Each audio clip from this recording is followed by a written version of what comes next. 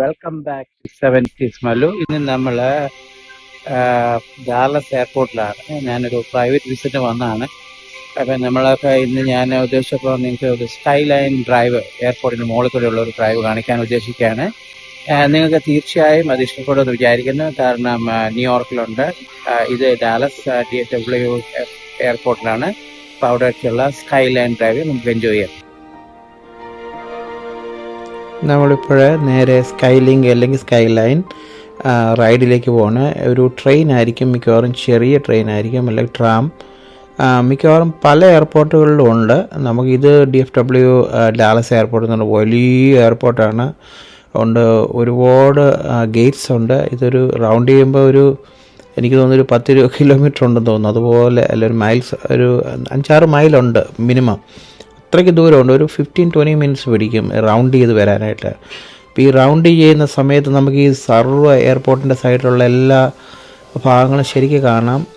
ഇത് ഒരുപാട് വിസ്തൃതിയുള്ള ഒരു എയർപോർട്ടാണ്. നമ്മൾ സമയം കിട്ടുകയാണെങ്കിൽ, ഫ്രീ ടൈം ഉണ്ടെങ്കിൽ, definitely go there and take the train. Free ആണ്, നമുക്ക് എല്ലായിടും കാണാം. നമ്മൾ പോകുന്നിടത്ത് ഇറങ്ങാം, നേരെ അവിടെ ഇറങ്ങിയാൽ നമ്മുടെ ഗേറ്റിലാവും.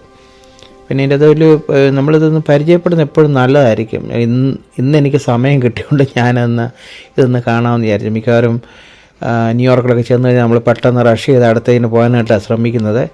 ഇങ്ങനെയുള്ള കാര്യങ്ങളൊക്കെ കിട്ടുവാണെങ്കിൽ വളരെ ഉപകാരമാണ്. നിങ്ങൾക്ക് ഒന്ന് പരിചയപ്പെടാം. Anyway, it's A nice ride for me. കാരണം ഞാനിതുവരെ ന്യൂയോർക്കിൽ പെട്ടെന്ന് ട്രാൻസിറ്റ് ചെയ്തിട്ടൊന്നുമല്ലാതെ അതിനകത്തൂടെ ട്രെയിനിൽ അതിനുള്ള ഇനഫ് ടൈമൊന്നും കിട്ടിയിട്ടില്ല. അപ്പോൾ ഇവിടെ നല്ല സമയം കിട്ടിയതുകൊണ്ട് നമുക്ക് മനസ്സിലാവും. ഇത് കണ്ട ഒരു റെയിൽവേ സ്റ്റേഷനിലൊക്കെ പോയിരിക്കും. താഴോട്ട് നോക്കിയാൽ പ്ലെയിൻ താഴെ കിടക്കുന്നത് കാണാം, അതുപോലെ ലാൻഡ് ചെയ്യുന്നു, പോകുന്നു, ഇതെല്ലാം നമുക്ക് കാണാം. നമ്മുടെ സൗകര്യമുള്ള, നമ്മുടെ കൺവീനിയൻ്റ് ആയിട്ടുള്ള ലൊക്കേഷനിലോട്ട് ഇറങ്ങിയാൽ നേരെ താഴോട്ട് അപ്പോൾ നമ്മൾ സ്കൈ ലൈൻ ഡ്രൈവ് കഴിഞ്ഞ് തിരിച്ച് ഏത് ടെർമിനൽ വേണമെങ്കിലും നമുക്ക് ഇറങ്ങാം. എനിക്ക് പോകാനുള്ളടത്ത് ഞാൻ വീണ്ടും തിരിച്ചിറങ്ങി.